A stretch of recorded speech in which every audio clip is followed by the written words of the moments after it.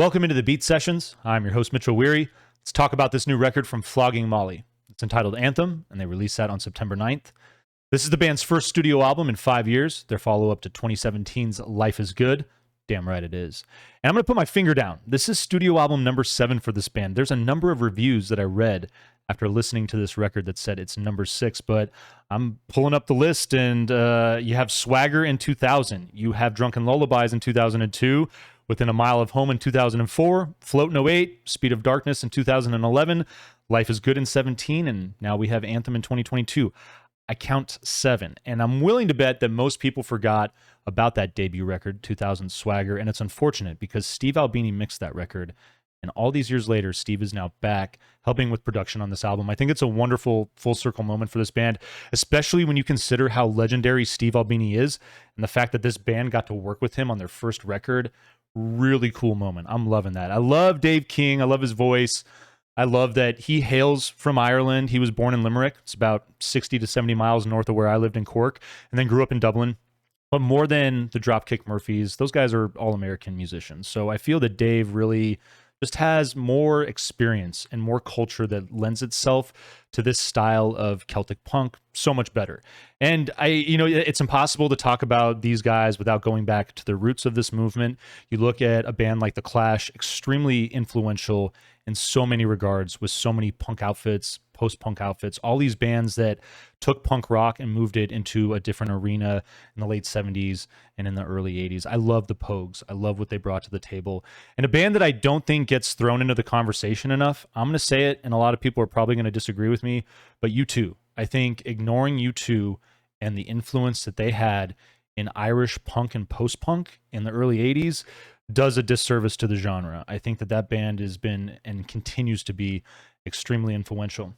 And so I love Dave King and Flogging Molly's ability to roll off of that momentum of basically what is a new genre.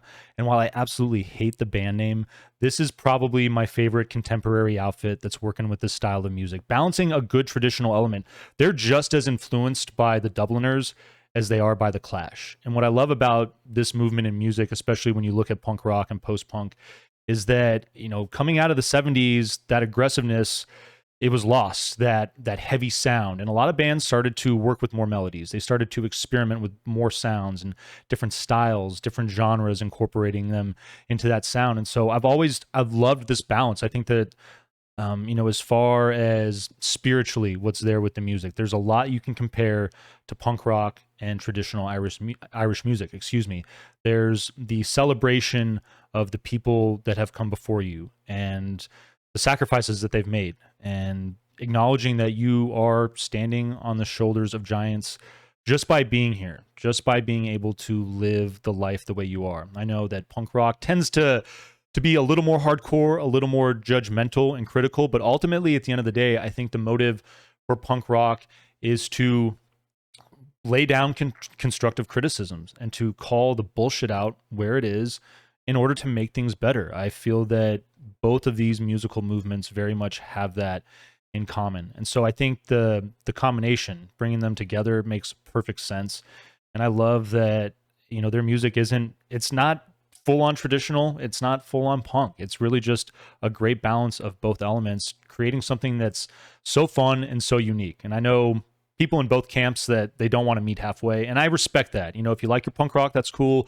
If you like your trad music, that's great. But what I will say is that I really appreciate a band like Flogging Molly being around for the culture that they impart with regards to those trad sessions and what they mean to people. I feel like in America, music has become so disposable. You see people constantly pumping out music, singles. I feel like we're going back to like the late 50s and early singles before, you get bands like the Beatles and the Stones that worked towards making albums.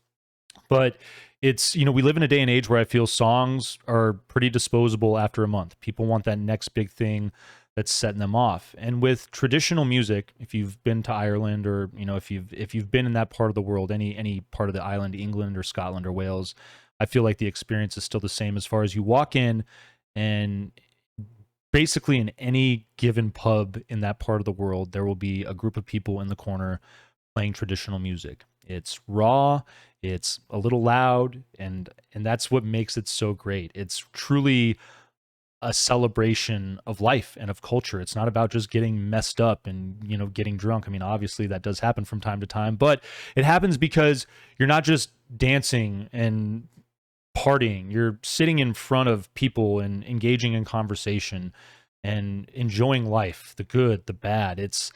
I feel like it's a big part of the problem that our country faces as far as people's inability to communicate and to share ideas. And not only to share ideas, but to listen to them. And even if you disagree, to still acknowledge the other person's viewpoints and to give them some type of understanding with those viewpoints. And so that's just what I noticed with those sessions, sitting down, whether it's with a stranger or whether with good friends. There was something about that element, being in a pub, being in a bar, that made it so much more communal, so much more lively, so much more intimate and personal. And I think that that's what for 25 years this band has done. And I like that they haven't changed up their music. I like that they've developed the sound and they just keep working within it and growing this catalog to make that live experience so much more unique and so much better. And if you've ever seen these guys live, you know what that energy is like. It's very similar to a punk rock show, but it has those elements of trad rock. And so I love going to punk shows. I love the energy that's in so much of them. There's a ton of community, generally speaking, at those events.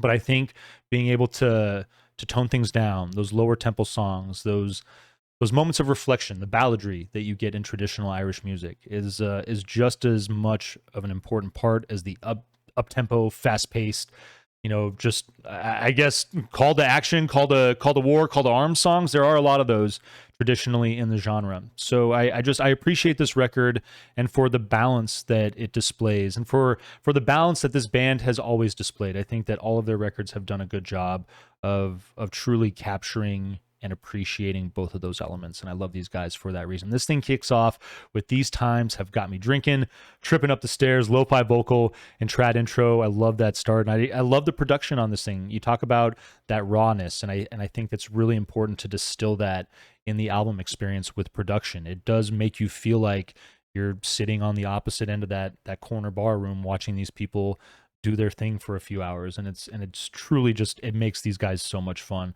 I love the way that it gives way to just a hard rockin' Irish inspired punk sound.